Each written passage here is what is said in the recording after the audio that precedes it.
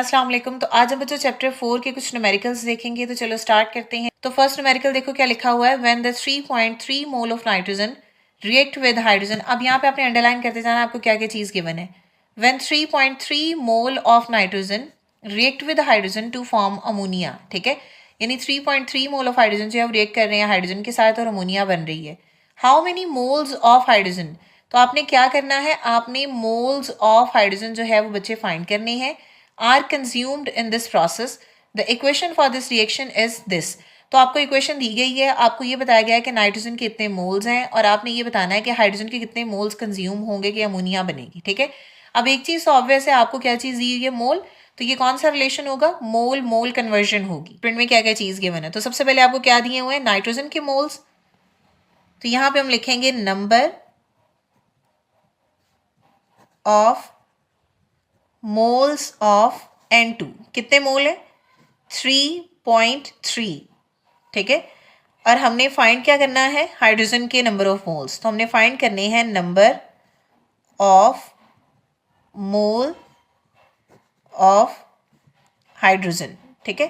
तो ये हमने बच्चों फाइंड करना है। अगर 1 मोल नाइट्रोजन है तो वो 3 मोल हाइड्रोजन के साथ रिएक्ट करके तो 2 मोल बच्चे अमोनिया बना रही है, क्लियर है। अगर नाइट्रोजन के 3.3 मोल है तो हाइड्रोजन के मोल आप कैसे निकालोगे, आप जस्ट इस हाइड्रोजन के 3 को इस 3.3 से मल्टीप्लाई कर दोगे तो आपके पास हाइड्रोजन के नंबर ऑफ मोल्स आ जाएंगे अकॉर्डिंग टू नाइट्रोजन दिस मोल, ठीक है। आप यहां पे लिखोगे 1 मोल ऑफ नाइट्रोजन नीडेड, कितने चाहिए, नीड्स हाइड्रोजन टू प्रोड्यूस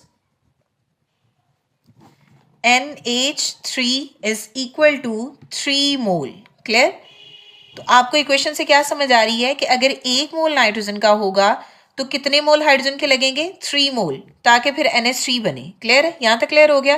तो इसी तरह अगर बच्चों यहाँ पे 1 की बजाय, फॉर एग्जाम्पल यहाँ पे 1 की बजाय 3.3 हो जो कि उसने दिया हुआ है, तो यहाँ पे हम क्या लिखेंगे, 3.3 moles of nitrogen needs hydrogen to produce ammonia, तो क्या होगा 3 मल्टीप्लाई बाय 3.3, ठीक है। तो मल्टीप्लाई करोगे तो आपके पास आंसर क्या आएगा, 3 3s are 9 और 3 3s are 9, तो क्या आएगा 9.9 मोल आ जाएगा, ठीक है। तो ये आपके पास रिलेशन आ गया जो आपने फर्स्ट में बताया था, मोल मोल रिलेशन। यानी आपको अगर एक चीज के मोल दिए गए हैं और आपने सेकंड एलिमेंट के मोल फाइंड करने हैं तो सबसे पहले आपने जनरल डिस्क्रिप्शन में देखना है कि अगर 1 मोल नाइट्रोजन है तो कितने मोल हाइड्रोजन उसके साथ लगेंगे, तो उसी के अकॉर्डिंग आपने नाइट्रोजन की वैल्यू को उससे मल्टीप्लाई कर देना है, ठीक है। तो जैसे इस इक्वेशन में हमारे पास हाइड्रोजन के 3 मोल थे 1 मोल नाइट्रोजन के लिए, तो अब अगर आप नाइट्रोजन के 3.3 मोल कर दोगे तो आप 3.3 को फिर 3 से मल्टीप्लाई करोगे तो जो आंसर आएगा वो हमारे पास हाइड्रोजन के नंबर ऑफ मोल्स आ जाएंगे, क्लियर है। तो अब नेक्स्ट जो न्यूमेरिकल है उसमें देखो, अब यहाँ पे सबसे पहले ये मैस कन्वर्जन है, आइडेंटिफाई कर लेते हैं मैस कन्वर्जन कैसे है ये। Calculate the mass of aluminium, ठीक है, तो आपने एल्यूमिनियम का मैस फाइंड करना है, ठीक है। तो ये जस्ट मैं समझने के लिए यहाँ पे लिख रही हूँ ताकि हमें समझ आ जाए हमने फाइंड क्या करना है और क्या चीज़ हमारे पास है।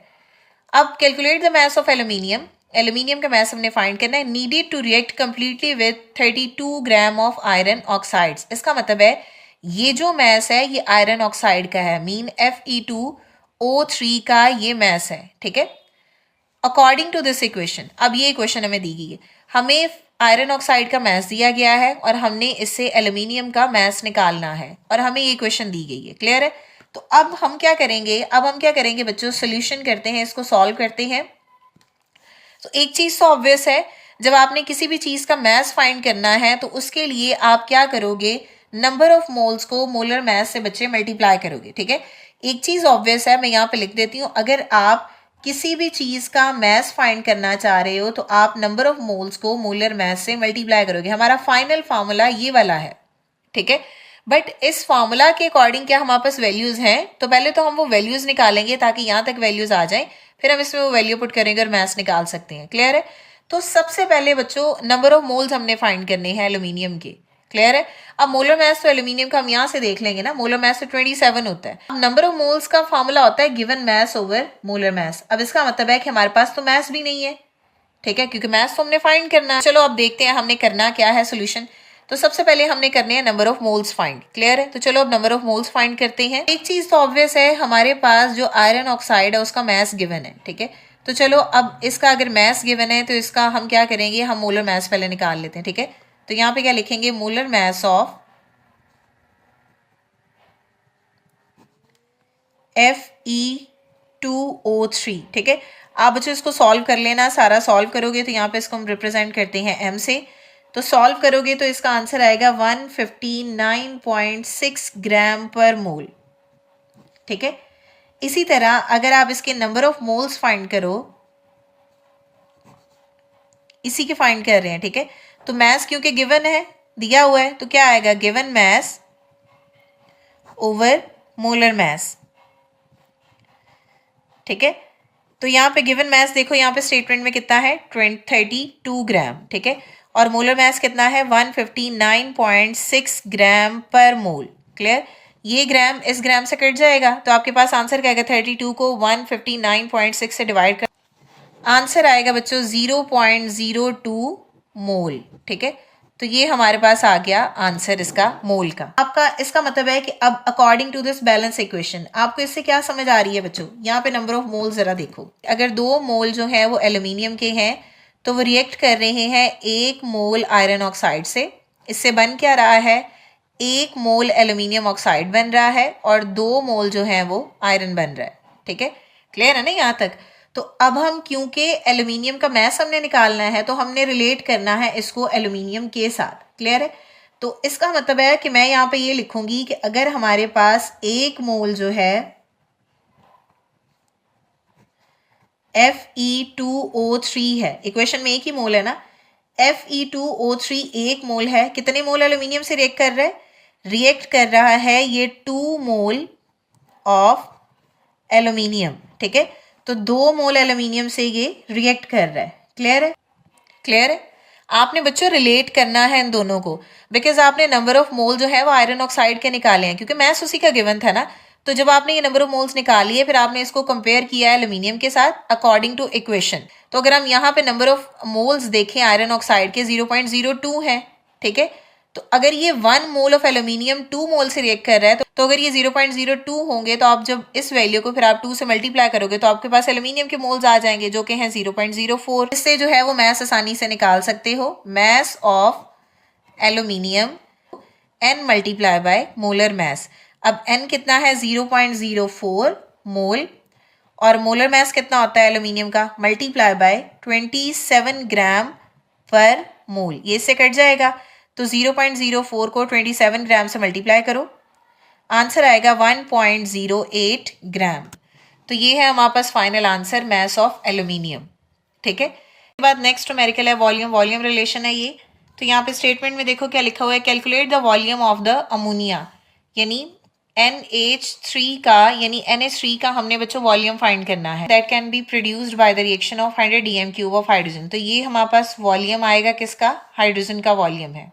ठीक है, तो ये है बच्चों हाइड्रोजन का volume with excess of nitrogen at STP। Equation balance ये हमें दी गई है। ठीक है, हमें हाइड्रोजन का वॉल्यूम दिया गया है और हमने अमोनिया का वॉल्यूम जो है वो कैलकुलेट करना है। ठीक है, तो यहाँ पे सबसे पहले जो स्टेटमेंट में चीज़ें गिवन है उसको लिख लेते हैं। हमारे पास क्या है, वॉल्यूम ऑफ हाइड्रोजन। ठीक है, कितना है, 100 dm³। क्लियर है, 100 dm³ बच्चों हमारे पास वॉल्यूम है और हमने फाइंड क्या करना है, वॉल्यूम ऑफ NH3, हमने अमोनिया का वॉल्यूम फाइंड करना है। तो इससे पहले हमने एक चीज़ पढ़ी थी, अगर आपको याद हो, हमने कहा था कि नाइट्रोजन का जो STP पे वॉल्यूम होता है वो होता है 22.4 dm³, और जो हाइड्रोजन है उसका वॉल्यूम होता है 67.2 dm³। नाइट्रोजन का जो वॉल्यूम है वो 22.4 है। ठीक है, हाइड्रोजन यहाँ पे 3 मोल है तो 22.4 को 3 से मल्टीप्लाई करोगे, अमोनिया के यहाँ 2 मोल्स है, 22.4 को 2 से मल्टीप्लाई करोगे तो क्या आएगा, 44.8 dm³। ठीक है, तो यहाँ पे ये जो मैंने लिखा है इसको स्टेटमेंट में लिखते हैं। ठीक है, अब अगर हाइड्रोजन के मोल कितने हैं, हाइड्रोजन का वॉल्यूम कितना है, 67.2 dm³। तो यहाँ देखो 67.2 dm³ और मोल कितने हैं 3 of hydrogen to produce ammonia. कितने मोल प्रोड्यूस करेगा 2 मोल और इसका वॉल्यूम कितना होगा 44.8 dm³। अब यहाँ पे बच्चों 1 dm³ कर दो। अगर 1 dm³ of hydrogen produced ammonia, ठीक है, तो आप क्या करो 1 dm³ कर दो। अब इसका मतलब है कि ये 44.8 इधर ही रहेगा, ये 67.2 यहाँ आके डिवाइड हो जाएगा, ठीक है। तो अब आप इसको डिवाइड करोगे तो आपके पास आंसर आएगा 2/3 आ जाएगा, ठीक है। सॉल्व कर लेना आप इसको। हमारे पास क्वेश्चन में कितने दिए हैं वॉल्यूम 100, तो अब इस 1 की जगह आप लिखो 100 dm³ of hydrogen produced ammonia. क्या होगा 2/3 मल्टीप्लाई बाय 100 आ जाएगा, 200 डिवाइडेड बाय 3 66.7, ठीक है। तो हमारे पास वॉल्यूम कितना आया 66.7 dm³। तो ये हमारे पास है बच्चों फाइनल आंसर इसका। अब नेक्स्ट न्यूमेरिकल देखो, मोल मास कैलकुलेशन है ये। Solid lithium hydroxide is used in a space vehicle. It is employed to remove the exhaled carbon dioxide from the living environment. ठीक है, यानी ये क्या करता है कि environment से जो कार्बन डाइऑक्साइड है उसको रिमूव करता है, ठीक है, by forming a solid lithium carbonate. और फिर बनाएगा क्या, लिथियम कार्बोनेट बनाएगा और लिक्विड वाटर बनाएगा, ठीक है। अब उसने कहा कि कैलकुलेट करें मैस ऑफ लिथियम कार्बोनेट। हमने मैस फाइंड करना है that can be produced by 20.0 mole of lithium hydroxide, ठीक है, जो कि किससे बना है 20.0 मोल ऑफ लिथियम हाइड्रोक्साइड से, ठीक है। तो हमने इस स्टेटमेंट के अकॉर्डिंग अब जो सॉल्व करना है, तो हमें बेसिकली फाइंड क्या करना है, मैस फाइंड करना है लिथियम कार्बोनेट का। इस इक्वेशन के अकॉर्डिंग हमें क्या नजर आ रहा है कि 2 मोल लिथियम हाइड्रोक्साइड के हैं, 2 मोल लिथियम हाइड्रोक्साइड के हैं और वो प्रोड्यूस कर रहे हैं 1 मोल लिथियम कार्बोनेट। अगर आप देखो तो ये 2 मोल लिथियम हाइड्रोक्साइड है, 1 मोल कार्बन डाइऑक्साइड है, इससे 1 मोल ही लिथियम कार्बोनेट बनेगा और 1 मोल ही वाटर बनेगा, ठीक है। तो इस स्टेटमेंट को लिखो, यहाँ पे क्या होगा 2 मोल of lithium hydroxide produces, कितना प्रोड्यूस करेंगे, बिकॉज हमने लिथियम कार्बोनेट का मास निकालना है ना, तो इसी से रिलेट करना। 1 मोल लिथियम कार्बोनेट, क्लियर है। अब हमारे पास इसने कितने यहाँ पे दिए हैं 20.0 मोल ऑफ लिथियम हाइड्रोक्साइड, ठीक है। तो यहाँ 2 की बजाय आप बच्चों 20.0 मोल लिख दो। अब आपने एक स्टेप ना यहाँ पे बच्चों और लिखना है, 2 मोल है तो यहाँ पे पहले 1 मोल की वैल्यू निकालनी है। तो अगर 1 mole of lithium hydroxide produces, तो यहाँ पे क्या आएगा 1/2 मोल, ठीक है, 1/2 मोल ऑफ लिथियम कार्बोनेट, ठीक है। तो अब हम 20 मोल के निकालेंगे, तो 1/2 मल्टीप्लाई बाय 20 मोल आ जाएगा, क्लियर है। तो बीच वाला एक स्टेप भी आपने लिखना है, क्या आएगा 210, ठीक है। तो आंसर क्या आएगा 10.0 मोल ऑफ लिथियम कार्बोनेट, ठीक है। तो हमें बेसिकली क्या चाहिए, मैस चाहिए। तो हमारे पास फॉर्मूला क्या होगा, mass of lithium carbonate produced is equal to, किसके इक्वल होता है, number of moles multiply by molar mass, ठीक है। फॉर्मूला गिवन है तो हम मोलर मास निकाल सकते हैं। तो नंबर ऑफ मोल जो है वो हमने यहाँ पे निकाल लिए, दोनों को मल्टीप्लाई करेंगे तो हमारे पास आंसर आ जाएगा, ठीक है। तो चलो वैल्यू पुट करते हैं। पहले जो मोलर मास है लिथियम कार्बोनेट का वो है बच्चे 73.9 ग्राम पर मोल, ठीक है। तो ये मोलर मास है, आपने ये फाइंड कर लेना है बिकॉज फॉर्मूला गिवन है, सबके मैसेज को आपने प्लस कर देना है, ठीक है। तो हमारा कंसर्न क्या है, मैस निकालना है। पीछे हमने फार्मूला लिखा है मैस ऑफ लिथियम कार्बोनेट, ठीक है। तो नंबर ऑफ मोल्स हमने कितने निकाले हैं यहाँ पे 10, ठीक है। और मोलर मास हमने अभी कितना निकाला है 73.9 ग्राम पर मोल, ठीक है। तो इन दोनों को आप जस्ट मल्टीप्लाई कर दो, आपके पास आंसर क्या आएगा 739.0 ग्राम, ठीक है। तो ये हमारे पास है बच्चों फाइनल आंसर आ गया, मैस हमने निकाल लिया, क्लियर है। अब बच्चों ये नेक्स्ट न्यूमेरिकल को देख लेते हैं। वीडियो बनाते बनाते जो है वो फोन बंद हो गया था, चलो इसको दोबारा यहाँ से चेक कर लेते हैं। Baking soda act as an earned acid, it can neutralise the excess of HCl secreted by the stomach according to this equation, ठीक है। तो ये इक्वेशन लिखी हुई है, अब उसने कहा है कि how many number of moles of HCl will be neutralised by 2.1 gram of baking soda. तो हमारे पास क्योंकि फार्मूला गिवन है हम उससे मोलर मास निकाल सकते हैं। तो molar mass of sodium carbonate कितना होगा 84.0 ग्राम पर मोल। मास हमें गिवन है 2.1 ग्राम, तो हमने लिख लिया। अब दोनों चीजें हैं तो हम नंबर ऑफ मोल्स फाइंड कर सकते हैं, तो ये हो गया। ठीक है, अब ये जो ऊपर इक्वेशन थी बच्चे, इसको मैंने दोबारा यहाँ पर लिखा है। इसमें क्या नजर आ रहा है कि अगर एक ही मोल सोडियम बाइकार्बोनेट का है, एक ही मोल HCl का है, एक मोल NaCl है, एक मोल वाटर और एक ही मोल कार्बन डाइऑक्साइड। हम बेकिंग सोडा को HCl से कंपेयर कर रहे हैं, तो देखो बेकिंग सोडा के मोल भी 1 है और HCl के मोल भी 1 है। क्लियर है? तो हमने क्योंकि ऊपर बेकिंग सोडा के मोल निकाले हैं 0.025, तो अगर इक्वेशन में 1 है तो इसी तरह अगर यहाँ पे 0.025 मोल्स ऑफ बेकिंग सोडा होगा तो इसका मतलब है कि HCl के मोल भी एज इट इज इतने ही होंगे, बिकॉज इक्वेशन हमें यही बता रही है ना, सेम नंबर ऑफ मोल्स होंगे। क्लियर? तो यहाँ पे हमने लिख दिया कि number of moles of HCl जो यूज्ड होंगे वो कितने होंगे 0.025 मोल। ठीक है, 2.1 gram of baking soda will neutralised 0.025 moles of HCl। अब अच्छे लास्ट न्यूमेरिकल है, मास वॉल्यूम कन्वर्जन है। What volume of hydrogen at STP, यानी हमने क्या निकालना है, हमने बच्चों वॉल्यूम निकालना है हाइड्रोजन का। Will be produced when 7.0 gram of iron. अब आप ये देखो, ये है मास और ये है वॉल्यूम, तो क्या कन्वर्जन है, volume mass conversion. So 7.0 gram of iron are reacted with the excess of sulphuric acids. ठीक है, तो इसने दिया हुआ है कि 7.0 ग्राम ऑफ आयरन जो है वो रिएक्ट करेगा एक्सेस ऑफ सल्फ्यूरिक एसिड से। तो यहाँ पे हमारे पास इक्वेशन गिवन है, आयरन है, सल्फ्यूरिक एसिड है, आयरन सल्फेट बनेगा। ठीक है, तो FeSO4 बनेगा और साथ में हाइड्रोजन है। क्लियर है? तो अब हम सोल्यूशन देखते हैं इसका। तो सबसे पहले जो जो चीजें गिवन है वो लिख लेते हैं। अब क्योंकि आयरन का मास दिया हुआ है तो मोलर मास हम लिख लेते हैं। फार्मूला आयरन का Fe है।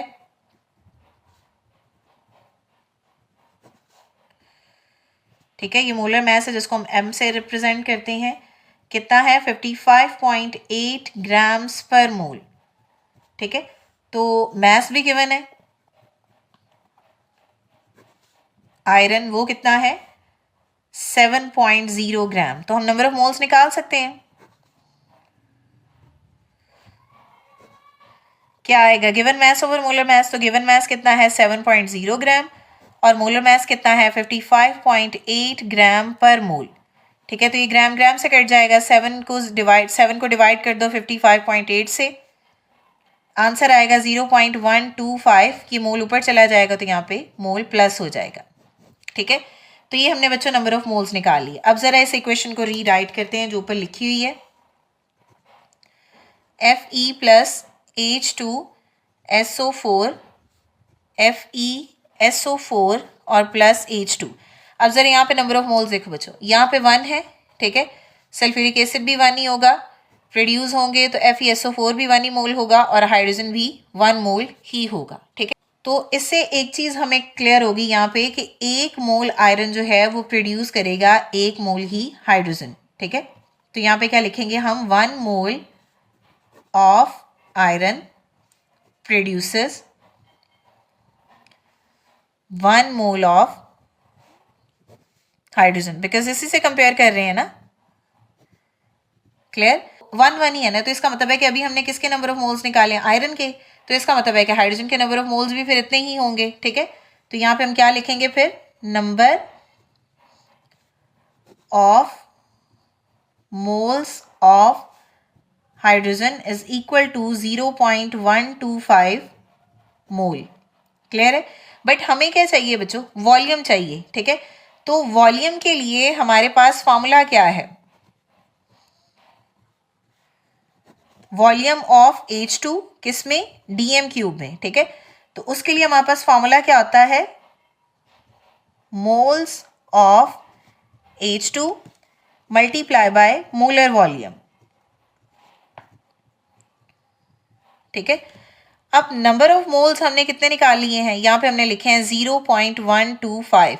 ठीक है, और मोलर वॉल्यूम फिक्स होता है, वो कितना होता है 22.4 DM क्यूब। ठीक है, तो इसका मतलब है कि आप इसको इससे मल्टीप्लाई कर दो, आंसर क्या आएगा 2.8 DM क्यूब, और यही हमारा जो है वो फाइनल आंसर है।